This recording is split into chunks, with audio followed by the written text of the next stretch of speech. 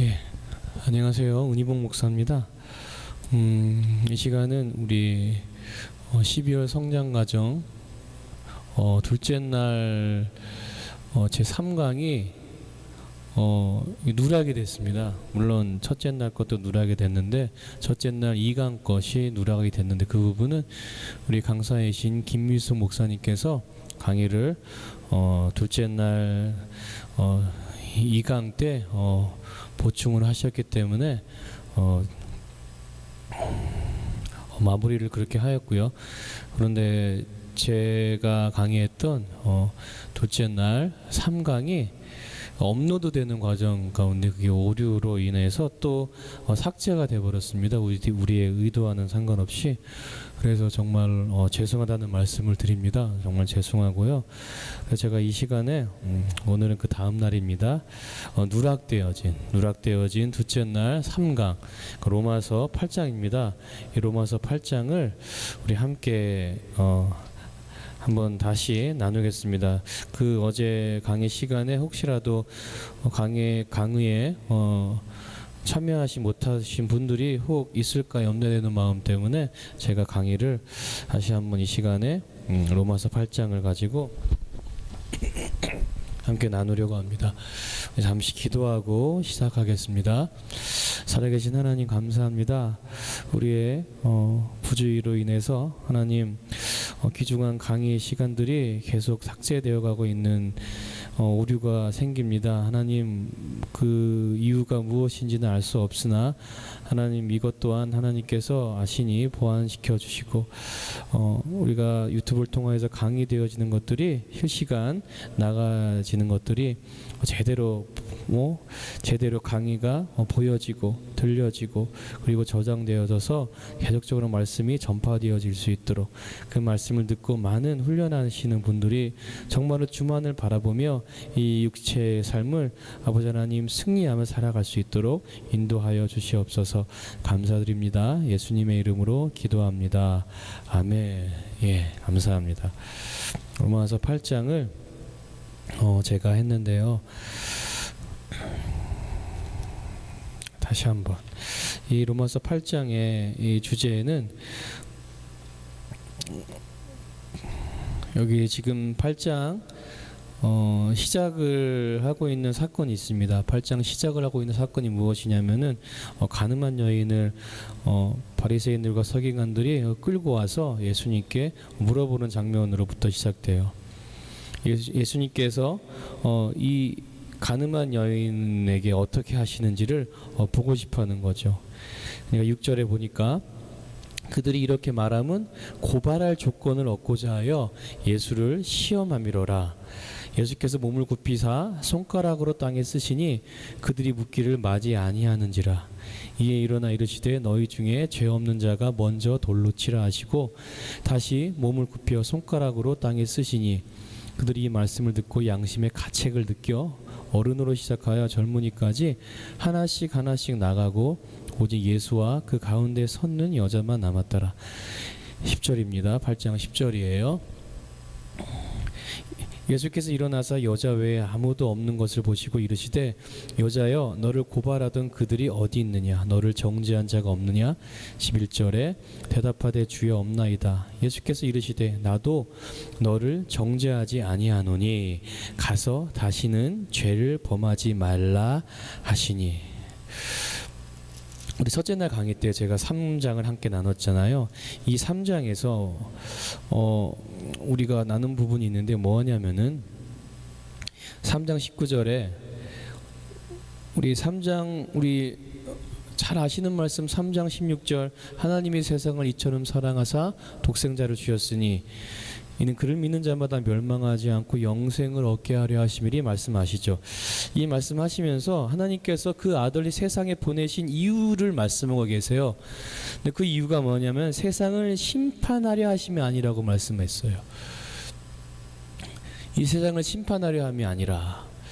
자, 어떻게 보면은 반대로 율법은 인간이 보기에 율법을 받은 인간이 보기에는 율법이 마치 심판과 같습니다.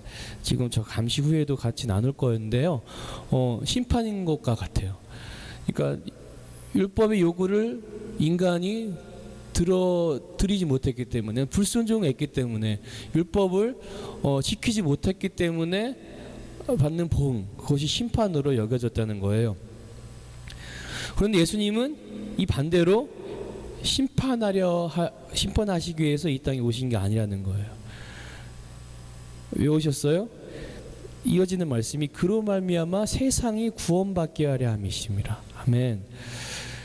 그래서 그를 믿는 자는 심판을 받지 아니하는 것이요 믿지 아니하는 자는 하나님의 독생자의 이름을 믿지 아니함으로 벌써 심판을 받은. 그러니까 예수님께서 재림하실 때는 최후 확정이에요. 심판주로 오실 때는 최후 확정을 지구는. 그러니까 예수님을 믿는 자는 영원한 영생에 이르고, 그리고 낙원에 가게 되며, 그리고 믿지 않은 자는 다 지옥에 던짐을 받는다는 거죠. 최후 확정함이에요. 그러니까 믿지 않는 순간 우리는 이미 지옥으로 가는 입장권을 받은 거나 마찬가지라는 것입니다. 지옥 입장권이랍니다. 무슨 권이라고 해야 될까요? 네. 그런데 19절에 말씀하세요. 그 정죄는 이것이니. 그러니까 정죄가 이것이래요. 왜 우리가 정죄를 받아야 되나라는 말씀입니다. 곧 빛이 세상에 왔을 때 사람들이 자기 행위가 악함으로 빛보다 어둠을 더 사랑한 것이니라. 여기 말씀이 여러분 요한복음 3장 19절의 말씀 밑줄을 그으시고요, 하이라이트를 하시고 밑에 조그만 빈 공간에 여러분 요한일서 3장 12장 2절을 작게 적어 넣으십시오. 그러니까 불순종한 인간, 아담 이후에 죄인된 인간은 어떤 모습이냐면은 그 죄인의 모습, 그 행위가 어떻게 드러내어지냐면요, 내 행위가 악하다고 생각을 해요.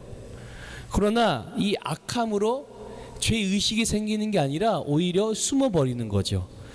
빛보다 어두움을 더 사랑한 것이라.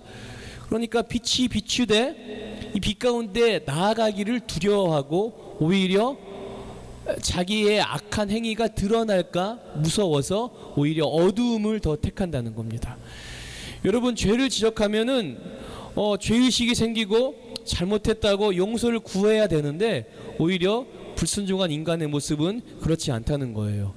오히려 자기 악함을 합리화시키면서 숨어버리려고 하는 거죠. 그래서 요한일서 3장 12절을 제가 적어 넣으라는 것입니다. 이 3장 12절에 한번 볼게요.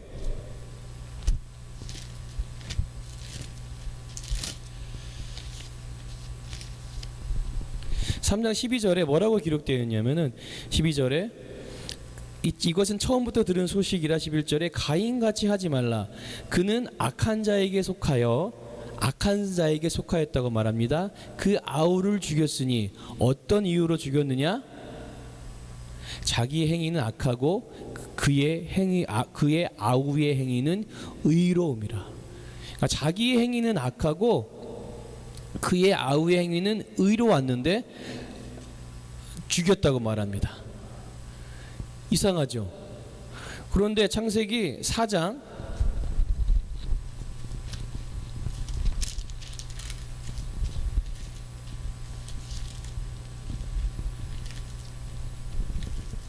여러분, 이 방송을 실시간으로 보시지 않고 녹화된 영상으로 보실 거기 때문에 약간 제가 시간에 구애받지 않고 차근차근 하겠습니다. 그런데 여러분, 창세기 4장 그 가인과 아벨의 그 제사 내용 있잖아요.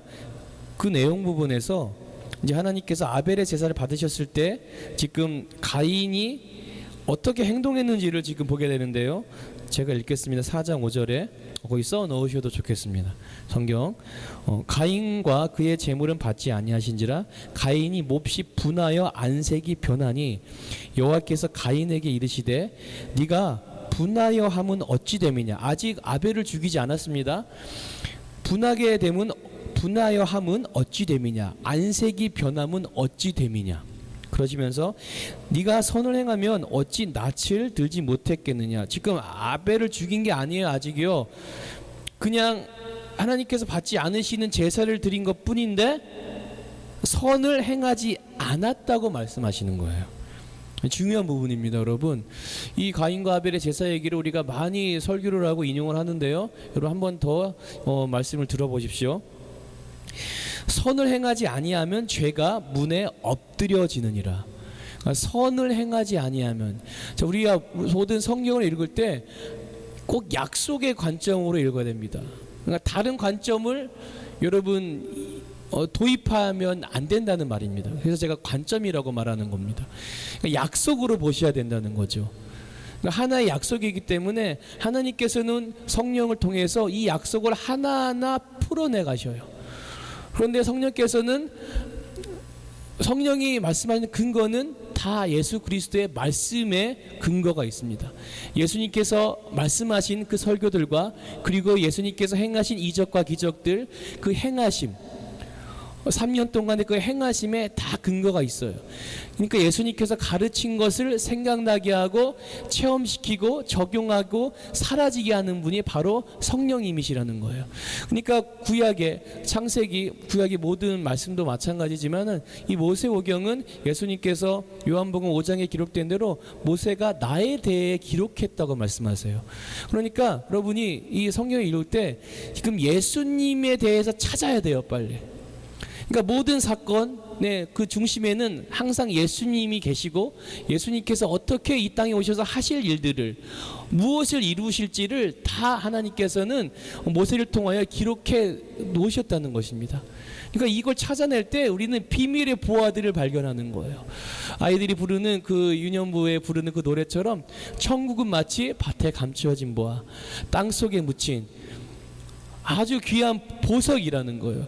그러니까 그 보물을 찾으려는 사람들은 집 팔고 논 팔고 냉장고 팔아 기어이 그 밭을 사고 말 거라는 거죠. 왜냐하면은 그 땅 밑에 숨겨진, 그 밭 밑에 숨겨진 엄청난 보화가 어떤 보화인지를 알았기 때문이에요. 그러니까 그 밭을 사려고 막 집 팔고 논 팔고 냉장고 팔고 자신의 소유를 다 팔어 그 밭을 산다는 거죠. 엄청난 사실입니다. 엄청난 약속이고요. 그래서 여러분, 우리가, 저와 여러분이 성경을 듣고 그리고 또한 공부하기도 합니다. 그리고 성령께서 또 가르쳐 주시기도 하고요. 그리고 성령의 은사를 통해서 깨닫게 되고요. 그러니까 모든 이런 과정들, 하나님의 이 행하심을 통해서 정말로 하나님의 깊고 넓고 그 오묘한 그 놀라운 하나님 나라의 비밀들을 다 성경에 기록해 놓은 것을 우리로 하여금 찾게 하신다는 말씀입니다. 그러니까 이 말씀이 중요한 거예요. 자, 우리는 이것을 하나님께 받으시는 예배가 어떤 예배냐, 이렇게 우리가 논쟁이 아닌 논쟁을 할 수 있겠는데, 여러분 잘 보십시오. 지금 요한일서 3장 12절의 말씀이 키입니다. 요한이 왜 요한일서에서 그 가인 얘기를 하였는지를 여러분 요한일서 3장 12절 그 앞쪽, 그냥 3장 전체 그리고 2장 전체를 읽으면은 그 문맥이 의미하는 무엇인가를 여러분이 발견하게 됩니다. 그래서 요한일서 3장 12절에 가인 얘기를 든 거예요. 뭐라고 하냐면은 선을 행하지 아니하면 죄가 문에 엎드려 있느니라. 죄가 너를 원하나, 죄송해요. 죄가 너를 원한대요. 그러나 너는 죄를 다스릴지니라라고 말씀하세요. 예, 8절에 보니까 가인이 그의 아우 아벨에게 말하고 그들이 들에 있을 때 가인이 그의 아우 아벨을 쳐 죽이니라. 여호와께서 가인에게 이르시되 내 아우 아벨이 어디 있느냐? 그가 이르시되 내가 알지 못하나이다. 내가 아우를 지키는 자이까.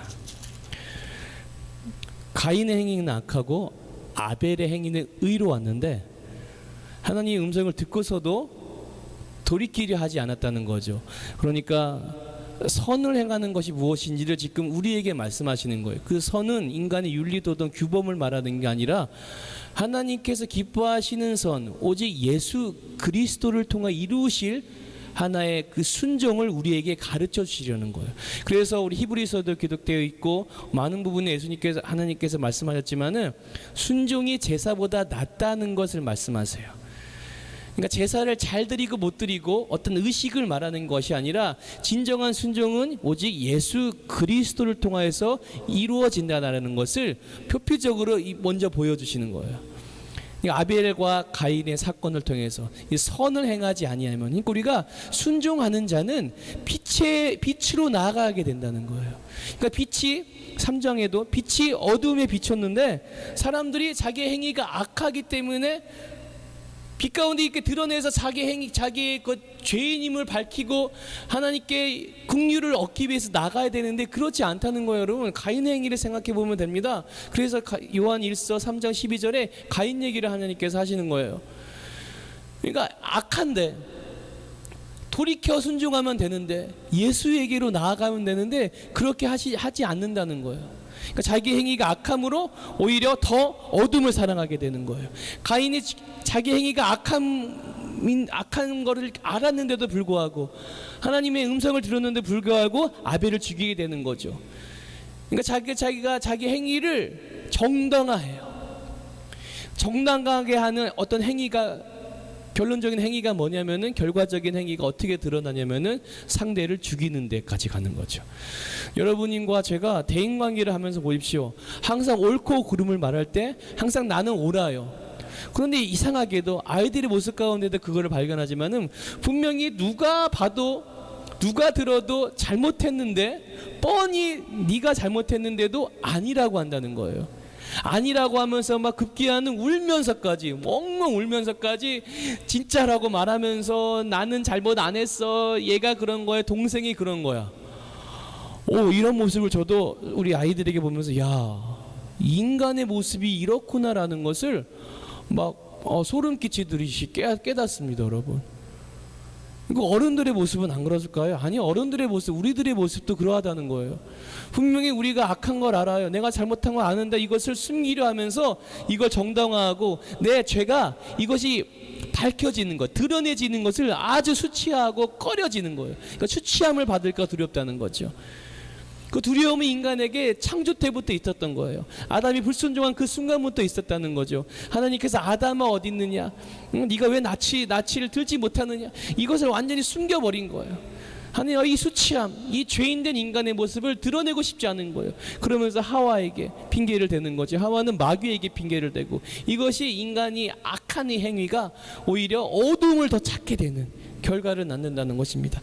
그래서 이 말씀이에요. 자기 행위가 악함으로 빛보다 어두움을 더 사랑한 것이라. 자기 행위가 악함으로 빛보다 어두움을 더 사랑하게 됐다고 말해요. 그러니까 지금 예수님께서 지금 이 가늠한 여인에게 말씀하시는 거예요. 그래서 우리가 이 가늠한 여인 이 사건을 볼 때 지금 1절부터 11절까지만 많이 우리가 저도 그런 설교를 많이 들었지만은 여기까지만 본문을 잡고서 그렇게 설교하시는 분들이 있어요. 잘못된 거라고 말씀드리는 게 아니라 무슨 오류가 생기냐면은, 그러니까 우리가 하나님 앞에서 이 말씀을 적용할 때 어떻게 적용하냐면은, 하나님, 예수님도 지금 이 가늠한 여인을 다 긍휼히 여기셨다, 용서하셨다. 그러니까 여러분, 서로 용서하세요. 서로 그냥 연약함을 보면 그냥 덮어주시고 긍휼히 여겨주세요. 이렇게 적용하기가 쉽다는 것입니다. 그런데 우리 주님은 약속을 보여주고 싶은 거예요. 어떤 약속입니까? 대속의 약속이에요. 그러니까 창조 때부터 우리 하나님께서는 그리스도 안에서, 에베소서 1장 5절부터 이하의 말씀은 하나님께서 계획한 그 기쁘신 계획이라고 말씀하십니다. 그러니까 그 기쁘신 뜻 안에서 우리를 그리스도의 사랑 안에서 흠없게 하시려고, 그러니까 그리스도 예수 안에서, 그러니까 예수를 통한 구속이 내포되어 있는 거예요. 그러니까 그리스도가 아니면은 우리를 흠없게 할 방법이 없다는 거예요. 하나님의 형상을 잃어버린 인간이 하나님의 형상으로 회복할 방법이 없다는 거죠. 그러니까 하나님을 잃어버린 사람들은 반드시 예수로 말미암아 하나님과 하나가 될 수 있다는 거예요. 그러니까 이 약속, 오직 주님께서는 이 약속만을 말씀하고 싶으세요. 우리에게, 저와 여러분에게. 이 가늠한 여인, 모든 인간은 죄인입니다. 그렇죠? 근데 우리에게 이 죄인된 인간이 죄인이라는 것을 하나님께서는 깨닫게 하고 싶어요. 그래야 예수님의 십자가의 의미가 있잖아요. 그리고 우리가 죄인이고 우리가 예수님과 함께 죽고 부활합니다. 그리고 양자가 됩니다. 하나님을 아버지라고 부릅니다. 자녀의 명분이 확실해야 된다는 거죠. 그러니까 자녀의 명분이 확실하려면 우리가 하나님 앞에서 죄인임이 드러나져야 돼요. 하나님, 제가 죄인입니다. 저를 용서해 주세요. 여러분이, 저는 모태신앙이지만은 여러분 인생을 사시다가, 태어나 사시다가, 혹 뭐 청년의 때, 혹은 결혼 이후에 중간, 어떤 중간 지점에서 예수님을 영접하신 분들 어떻게 고백하셨습니까? 그 전에는 여러분이 죄인임을 알지 못했어요. 그렇죠? 그런데 예수님을 믿고 영접하고 그분을 나의 주인으로 모시는 그 순간 내가 죄인임을 깨닫는 거예요. 그러니까 나의 주로 내 안에 좌정하시고 나의 주인 되소서라는 고백이 그때부터 시작되어진 것입니다. 그러니까 하나님의 긍휼하시는, 하나님의 빛이 우리에게 이 어둠을 다 드러내게 하시는 거예요. 그러니까 예수님께서도 이 가늠한 여인 앞에서 그 말씀을 하고 싶으신 거예요, 여러분. 그래서 여러분 12절에 뭐라고 하세요? 이 연결돼야 돼요. 그러니까 11절에서 딱 끝내버리면 안 되고, 여러분 11절에 12절, 그러니까 예수님께서 이 가늠한 여인 앞에서 계속 말씀하시는 거예요. 여러분 아주 중요합니다. 근데 이렇게 연결된 설교를 저는 들어본 적이 없습니다. 정말로, 사실로요. 뭐라고, 이 다른 주제로 해석한다는 거죠. 그게 아니라는 겁니다. 12절에 예수님께서 또 말씀하여 이르시되 나는 세상의 빛이니 나를 따르는 자는 어두움에 다니지 아니하고. 예수님께서 정죄하지 아니한다, 다시는 죄를 범하지 말라 말씀하시고 나는 세상의 빛이다라고 말씀하시는 거예요. 그러시면서 나를 따르는 자는 어두움에 다니지 아니하고 생명의 빛을 얻게 된다고 말씀하시는 겁니다. 여러분 참 중요합니다. 나를 따르는 자는 어두움에 있지 아니하다고 말해요. 생명의 빛을 얻으리라. 그러니까 이 중에서 바리새인들이 보고서 또 이렇게 묻는 거예요. 야, 네 증언은 참되지 아니하다. 예수님께서 말씀하세요. 내가 나를 위하여 증언하여도 내 증인이 참되니 나는 내가 어디서 오며 어디로 가는 것을 알거니와 너희는 알지 못한다.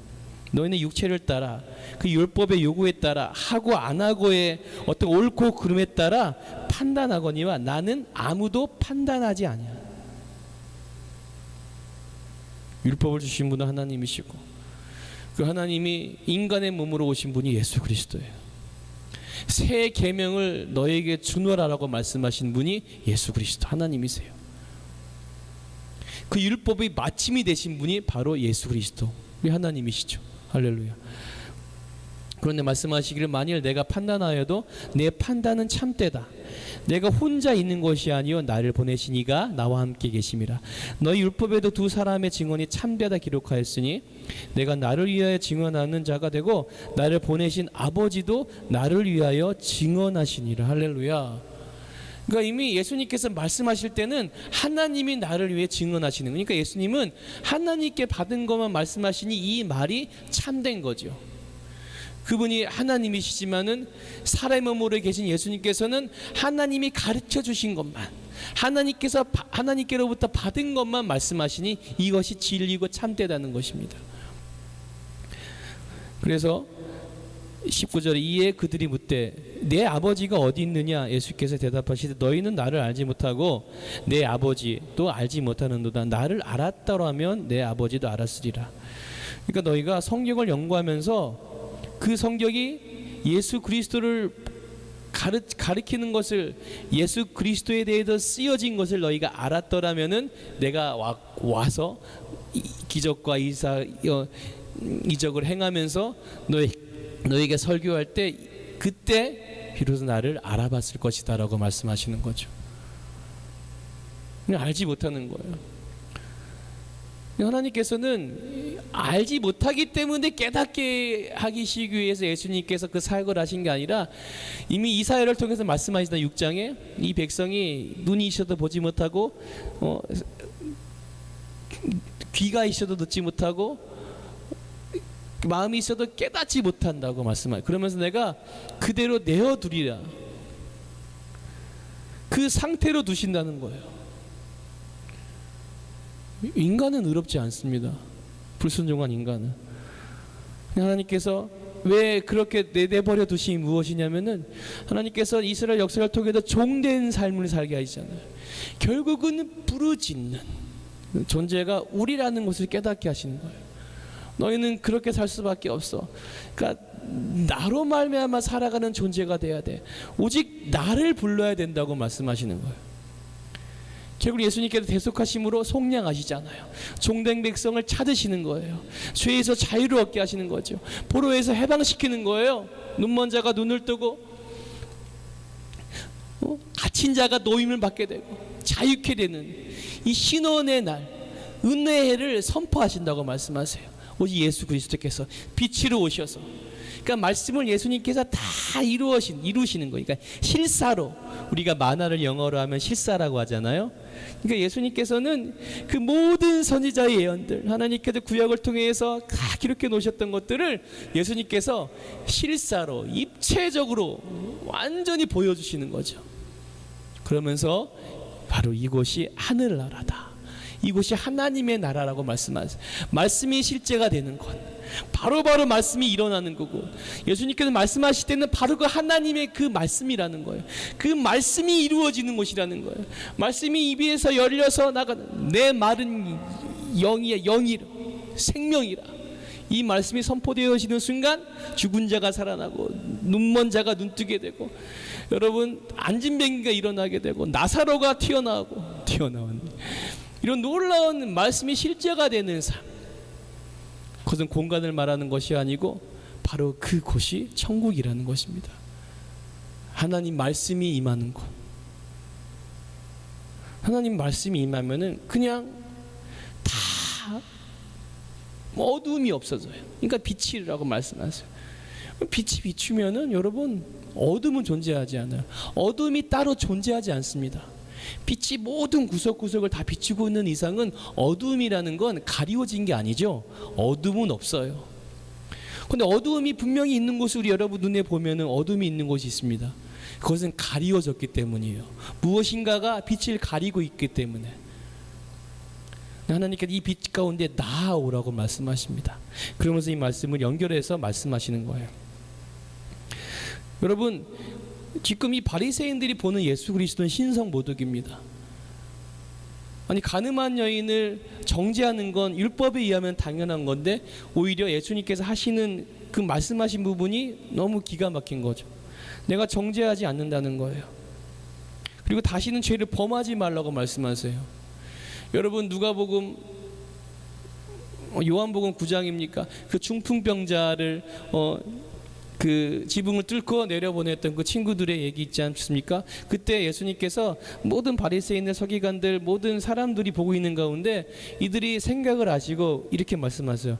내가 죄 사하는 권세가 있는 줄을 알게 하시기 위해서 뭐라고 하십니까? 바로 뭐라고 해요? 중풍병자에게 네 죄가 사함받았느니라고 말씀하세요. 그러니까 와, 알았어, 오케이, 신성모독. 그래, 결국은 그거였구나. 네가 하나님의 아들이라고, 네가 하나님을 욕하는구나. 그런데 그들의 생각과 의도를 아시는 거예요. 예수님께서 이렇게 말씀하시죠. 여러분, 중요한 부분입니다. 이것을 여러분, 그 시대적 어떠한 그 유대인들이 왜 그렇게 생각하고 있는지, 역사적으로 율법에 의해서 왜 그들이 그렇게 생각하고 있는지를 여러분이 알아야 돼요. 여러분, 출애굽기 20장 1절부터 우리 10계명을 하나님께서 기록해 놓으셨어요. 그런데 그 20절 5장에 보면은 만약에 나 외에 다른 신을 섬기면은 뭐라고 합니까? 우리 한번 찾아볼게요. 제가 그러니까 기억이 잘 안 나서. 우리가 이걸 공부하고 있으니까 이거 알 필요가 있을 것 같습니다. 저는 찾아놨습니다. 그러니까 제가 그래서 예수님께서 이렇게 말씀하시는 거예요. 야, 이 사람이 들을 때 네 죄가 사함 받았느니라는 말과 아니면 네 자리를 들고 일어나 걸으라, 일어나 가라라는 말, 이 두 말 중에 어떤 말이 더 쉽겠느냐는 거예요. 그러니까 어떤 말을 들었을 때 이 사람이 더 반응하고 더 감격하고 더 기쁘겠느냐는 것이죠. 그러니까 죽을 병에 걸린 사람이 지금 이 현 시대를 살아가는 사람을 말하는 게 아니에요. 유대인들 중에 그 사람들을 말하는 겁니다. 이 중요한 거예요. 그래서 그러니까 왜 중요하냐면은 여러분 이때 당시 사람들은 죄가들 그러니까 아주 고칠 수 없는 뭐 감기를 말하는 게 아니라 고칠 수 없는 죄, 중풍병, 뭉둥병, 뭐 소경 그렇죠?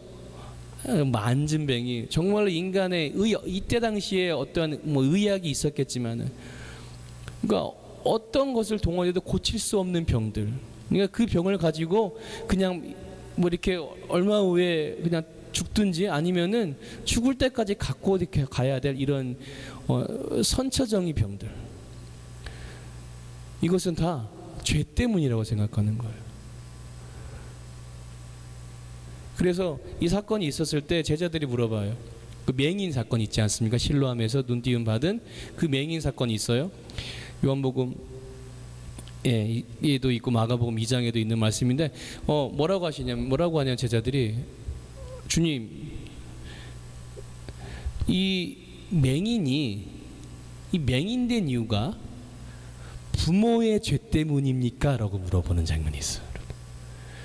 그러니까 유대인들은 이 질병이 죄로 인해서 받은 보응이라고 생각하는 거. 왜냐하면은 십계명을 비롯한 모든 레위기서 신명기 모든 그 모세오경에는 여러분 뭐라고 기록되어 있는지 아시죠? 그러니까 우상 숭배하면은 벌 받는다는 거예요. 그래서 출애굽기 20장 5절에도 시작하는 말씀이 계명의 첫 시작이에요. 율법의 시작이죠. 뭐라고 하시냐면은 나 외에 다른 신을 내게 두지 말라 우상을 만들지 말라 하시면서 그것들에게 절하지 말며 5절에 그것들을 섬기지 말라 내 하나님 여호와는 질투하는 하나님인즉 나를 미워하는 자의 죄를 갚되 아버지로부터 아들에게로 3, 4대까지 이르게 하거니와. 그러니까 여기에서 찾은 거예요. 유대인들이 이 질병이 우리 조상이 우리 증조 할아버지가 고조 할아버지가 하나님만을 섬기지 않고 다른 것에 절했기 때문에 다른 것을 좋아했기 때문에 이 죄의 이 대가가 지금 우리에게까지 왔구나라고 생각하는 그러니까 이 부모마저도 이 자식을 버려버리는 상황까지 이르는 거죠. 그러니까 출교돼요 여러분. 결국은 출교됩니다 맹인이. 그러니까 여러분 유대인들 그러니까 질병을 걸린 병든 자들은 원하는 것은 그러니까 이사야 예언을 하나님께서는 완전히 보여주시는 거 어떻게 예언이 이루어지는지 예수님을 통해서 병든 자가 치유받는 이 장면은 그냥 기적이 아닌 거죠. 죄 사함이에요. 우리에게 죄 사함을 보여주시는 거죠. 그 죄 사함의 은혜를 우리에게 보여주시는 거예요. 예수님이 직접. 그러니까 여러분 이 두 가지 말 중에 어느 것이 쉽겠느냐? 당연히 이 사람에게 있어서는 죄 사함을 받았느니라 더 쉽죠. 왜냐하면은 그 죄 사함이 내 병의 문제를 해결하는 말이기 때문이에요. 바리새인들은 속 터지는 거죠. 예수님께서 그러면서 뭐라고 해요? 그렇게 말씀하시고 일어나 네 자리를 들고 가라 말씀하십니다. 그러니까 그 중풍병자가 일어나서 자기가 누워서 온 그 자리를 들고 일어나 가는 거예요. 놀라운 사건입니다 여러분. 그러니까 죄 사하는 권세가 예수님께 있어요. 그런데 앞서 이 가늠한 여인은 다시는 죄를 짓지 말라고 말씀하셔요. 여러분 똑같은 죄인데 어떤 자는 병으로 고통당하고 어떤 자는 창기의 몸으로 고통을 당해요.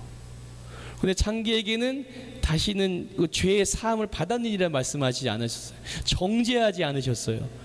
그런데 다른 본문에서는 뭐라고 말씀하세요? 네가 죄의 사함을 받았느니라. 그런데 잘 보십시오. 예수님이 정죄하지 않으신 거예요. 이 병든 자에게 중풍병자에게도 정죄하지 않으신 거예요. 그러니까 예수님께서 오신 목적은 그거의 3장의 말씀 그대로 심판하러 오신 게 아니라 구원을 얻게 하려 하심이라. 그러니까 결국은 예수님께서 누가복음 9장 23절 24절에 보면 누구든지 나를 따르라거든 자기를 부인하고 자기 십자가를 지고 나를 따를 것이라. 누구든지 목숨을 얻고자 하면 잃을 것이요, 자기 목숨을 얻고자 하면 잃을 것이요, 그런데 나를 위하여 목숨을 잃는 자는 구원을 얻으리라. 그러니까 나를 위하여, 오직 예수 그리스도 나를 위하여 죽는 자는 구원하리라 말씀하세요. 그러니까 예수님께서는 구원하시기 원하세요. 예수님과 한 영 한 몸 되는 걸 원하시는 거예요. 그래서 우리에게 빛으로 오신 거예요. 그리고 우리에게를 부르시는 거예요. 우리가 빛으로 나아가게 되는 거죠. 할렐루야. 그러니까 이 가늠한 여인이나 그리고 이 중풍병자에게나 어디에서도 정죄하지 않으세요. 죄 사함을 받았느니라. 다시는 죄를 범하지 말라. 그러니까 어떤 이런 시대적 상황을 잘 알고 있어야 됩니다. 그러니까 이 맹인도 마찬가지고 중풍병자도 마찬가지고요. 야, 눈을 뜨니까 당신이 선지자소이다 말하는 거. 오히려 그 눈뜬 맹인이 바리새인들에게 말해, 야, 하나님께서는 경건한 자의 그 말을 들으시는 줄 아나이다. 당신들이 그를 달리 생각하는 거 보니까 당신은 경건하지 않다는 거예요. 당신들은 경건하지 않다는 거예요.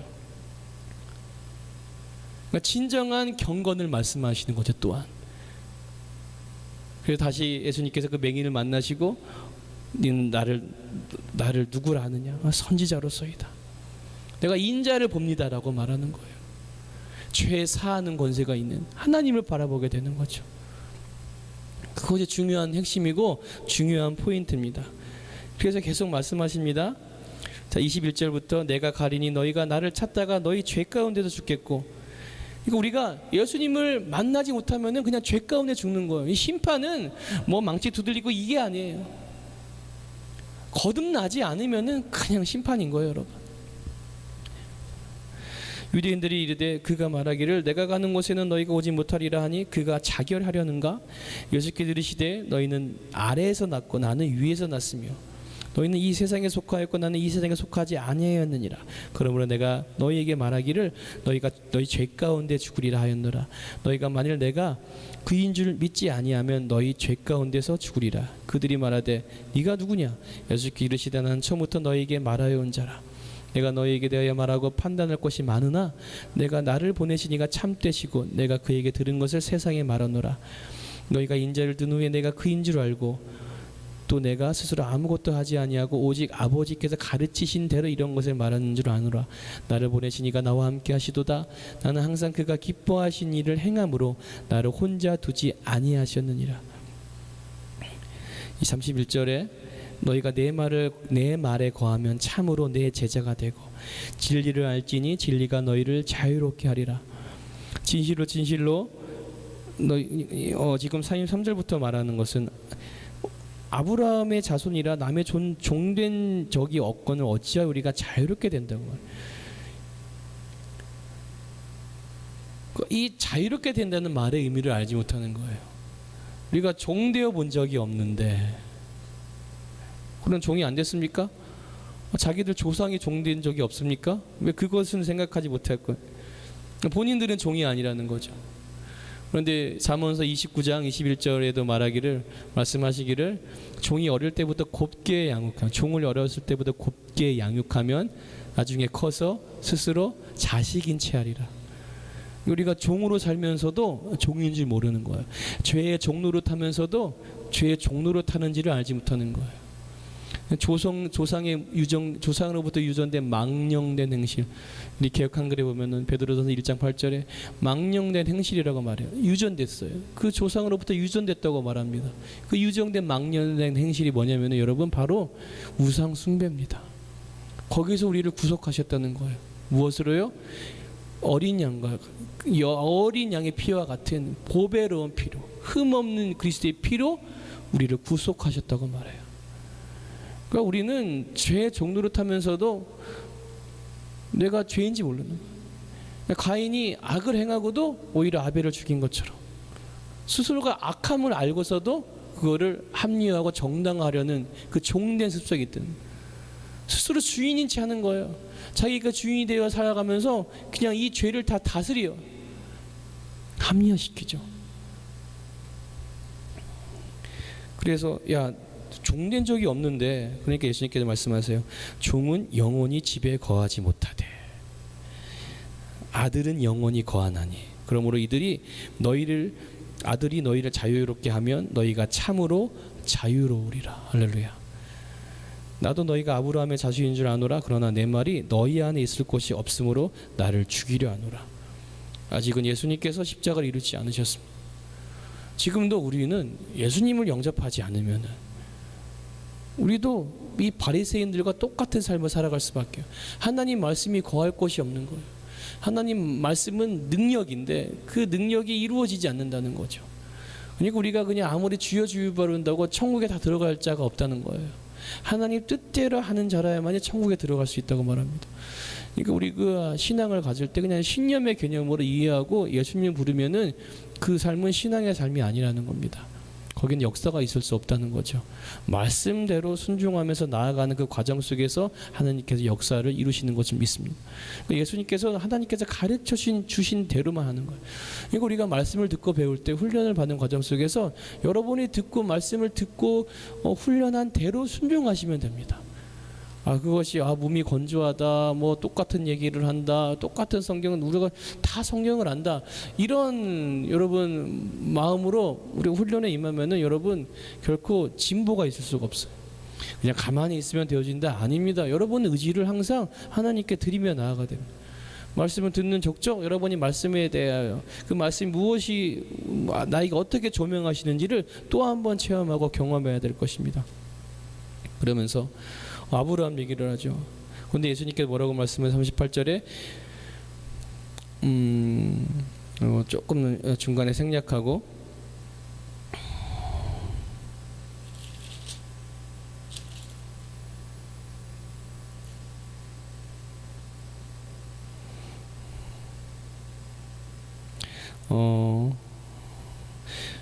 지금 이렇게 쭉 말씀하시다가 54절부터 보시면은 53절부터 52절부터입니다. 유대인들이 이르되 지금 내가 귀신 들린 줄을 아노라. 아브라함과 선지자들도 죽었거늘 내 말은 사람이 내 말을 지키면 영원히 죽음을 맛보지 아니하리라 하니 너는 그럼 이미 죽은 우리 조상 아브라함보다 크냐?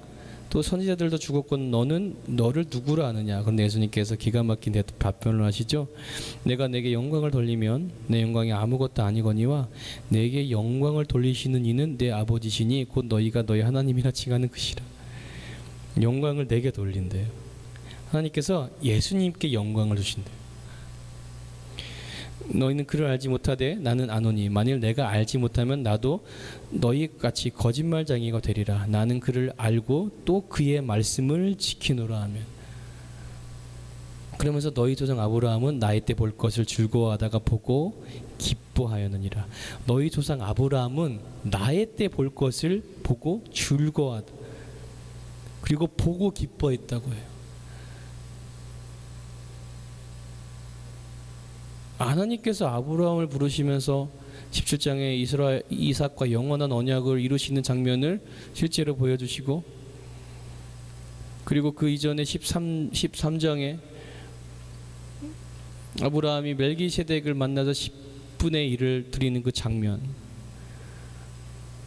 하나님의 아들과 같은 하나님의 제사장 같은 멜기세덱을 만나면서 그에게 절하고 10분의 1을 바치는 그 장면, 롯의 모든 일가족을 다 노력된 것을 찾아오면서 그 노력한 것 중에 10분의 1을 다 드리죠, 하나님께. 인간에게 드리겠습니까? 그러니까 이미 그 성경을 통해서 하나님께서는 지금 우리에게 예수님께서 이 말하실 것을 이미 준비해 놓으셨다는 거예요. 아브라함은 이미 예수님을 만났다는 거예요. 그리고 예수님께서 하실 일을 봤다는 거죠. 그러니까 단지 사건을 주시고 사건에서 이 사건을 그냥 우신의 방법으로 해결해 주신 게 아니에요. 뭐 제사를 드리게 하고 양을 준비해 놓고 이런 걸 말하는 게 아니라는 거예요. 그 하나의 사건을 통해서 약속을 보여주신 거예요. 그러니까 성경 분명히 말씀하고 계십니다. 이것이 창세기 17장 19절에 이것이 너희 후손에게 영원한 언약이 되리라고 말씀하시는 거예요. 영원한 언약. 저와 여러분에게 지금 영원한 언약으로 지금 이루어지고 있는 과정 속에 있다는 것입니다. 그러니까 이삭을 바쳤던 이 순종이 우리에게 영원한 언약이 된다는 거예요. 오직 예수 그리스도를 통하여서 진정한 순종의 본이 되신 예수 그리스도를 통하여서 지금 우리 안에 이루어지는 있는 과정이라는 것입니다. 그러니까 순종의 제사보다 낫다고 하는 거예요. 예수님은 진정한 순종의 대제사장이 되셨기 때문이죠. 인간의 순종을 따라하지 아니하시고 인간이 매년 죽을 수밖에 없는 인간, 그 죽음 때문에 수요가 사람들의 레인의 수요가 많았던 것처럼 예수님께 그 반열에 서서 제사를 드리지 않으셨다는 거예요. 멜기세덱의 반차를 쫓아 영원한 대제사장, 참 장막으로 하늘의 처소로 올라가셨다는 거예요. 우리에게 그 처소를 우리에게 입혀주시기 위해서. 그러니까 성령이 거기까지 보여주셨다는 거예요. 성령께서 그 성소 그 다음의 약속들을 보여주지 않으셨어요. 뭐라고 하시냐면 히브리서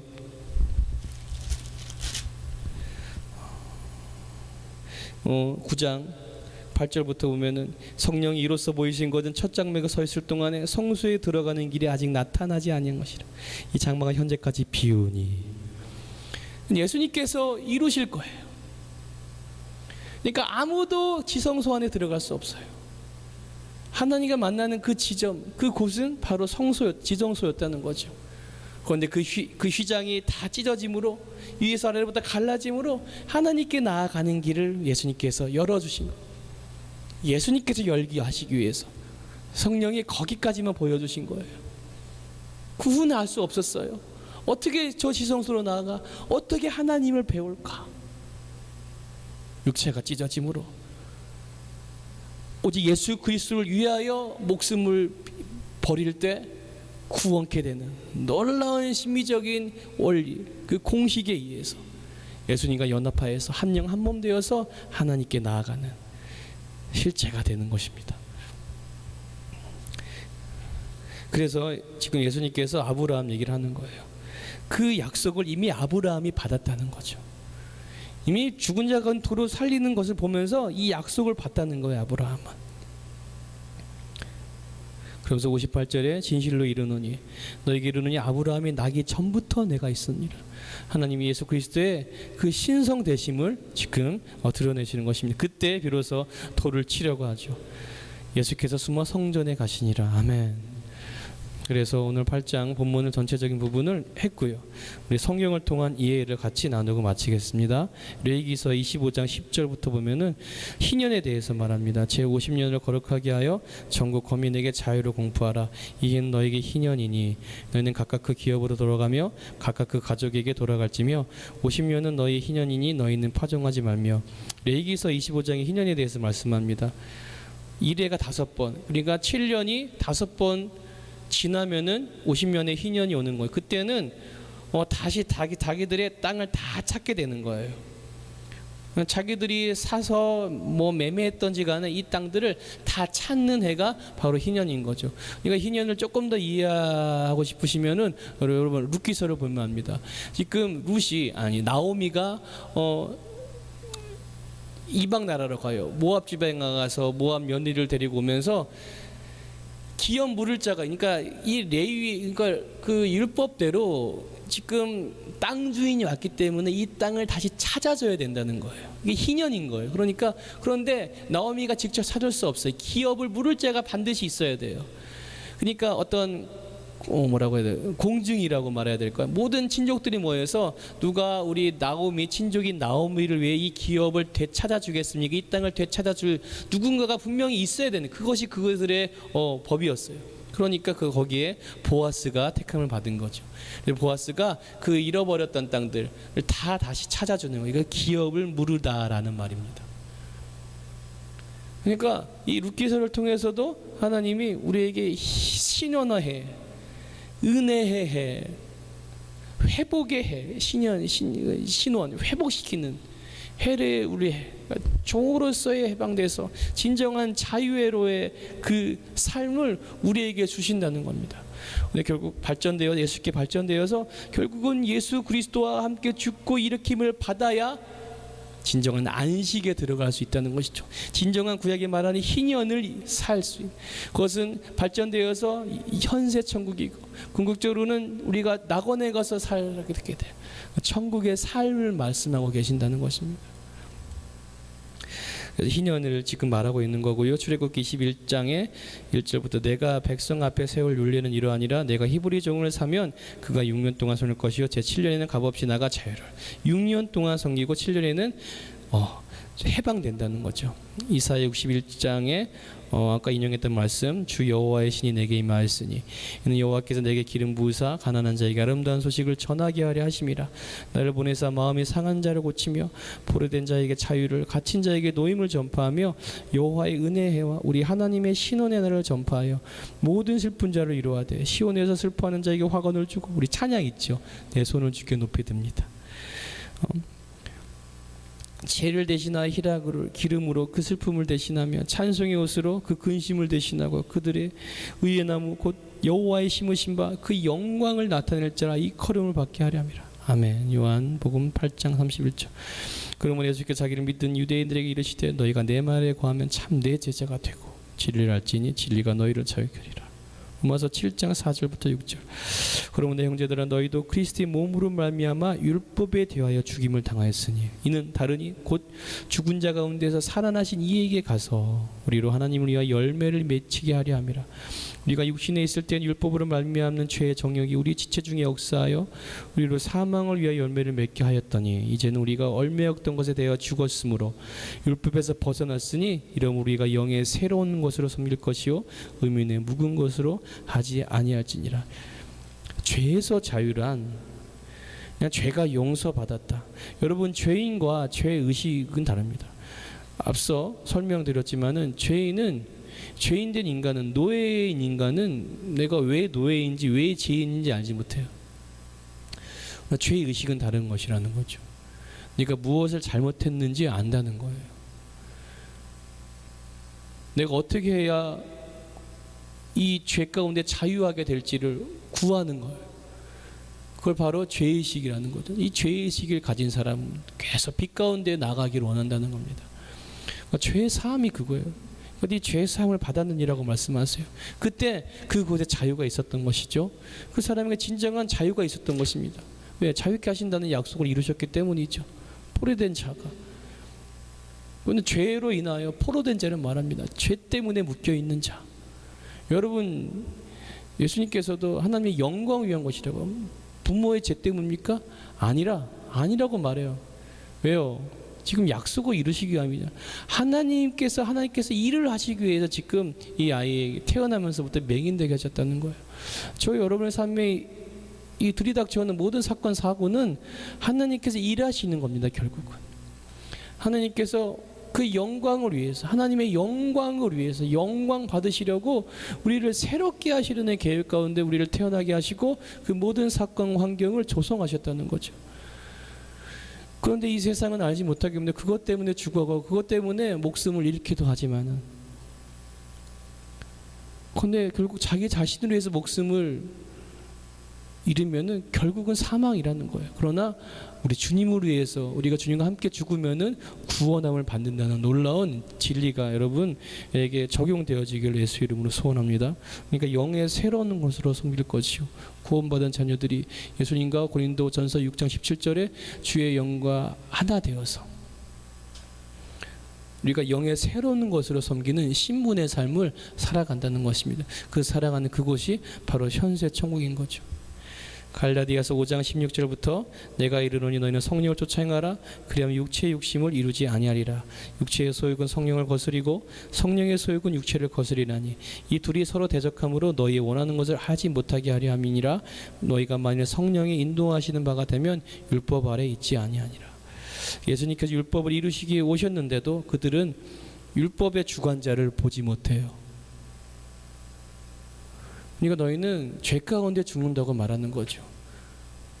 그 율법의 그 관습대로 너희는 살다가 그것으로 망한다는 것을 말합니다. 우리가 죄의 종로를 타면은 죄의 삭은 사망이라는 것이죠. 다른 것이 없어요, 여러분. 죄의 보응은 그냥 죽는 거예요, 여러분. 그 부모가, 맹인의 부모가 이것이 누구 죄 때문인가, 조상의 죄 때문인가 그렇게 인식하는 것처럼 결국 죽는 거죠. 누가 눈을 뜨게 했습니까? 우리 예수님. 죄에서 자유를 얻게 하신 분 예수님. 그러니까 예수님과 함께 그 죽으심과 함께 연합되고 그 부활과 함께 연합된 자들은 오직 성령이 인도하시는 바가 된다는 것. 그러니까 육의 일에 매이고 도모하지 않는다는 것입니다. 저와 여러분이 그러한 줄 믿습니다. 마지막 7번 요한일서 4장 13절부터 그의 성령으로 읽어주심으로 우리가 그 안에 거하고 그가 우리 안에 거하시는 줄 알느니라. 아버지가 아들을 세상에 구주로 보내신 것은 우리가 보았고 또 증거하노라. 누구든지 예수를 하나님의 아들이라 시인하면 하나님이 저 안에 거하시고 저도 하나님 안에 거하느니라. 하나님 우리를 사랑하시는 그 사랑을 우리가 알고 믿었노니 하나님은 사랑이시라. 사랑 안에 거하는 자는 하나님 안에 거하고 하나님도 그 안에 거하시느니라. 아멘. 그래서 오늘 본문 8장은 진정한 자유를 말씀하십니다. 그냥 여러분 어떤 용서의 개념으로 이해하시면 안 됩니다. 예수님께서 왜 오셨냐는 거죠.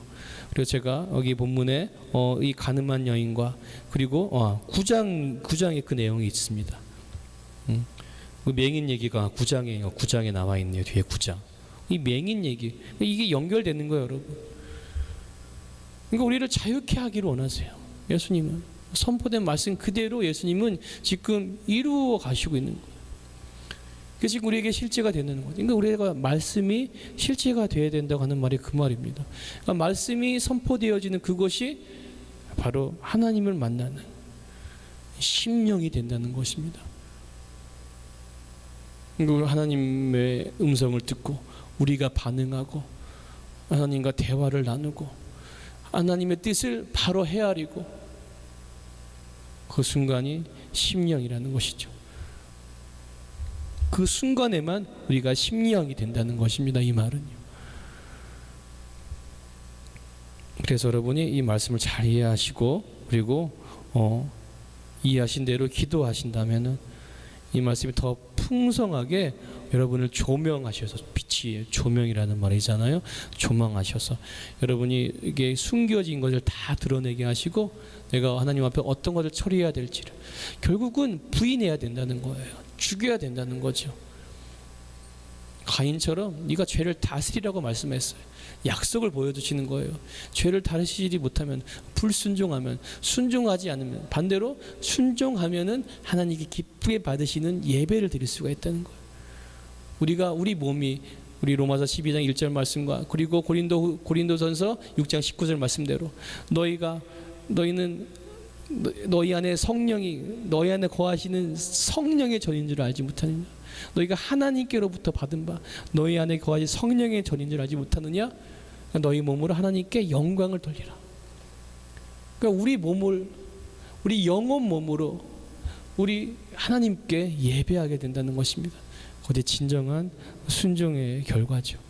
여러분이 이 말씀 붙들고 오늘도 하루를 승리하기를 예수 이름으로 소원합니다.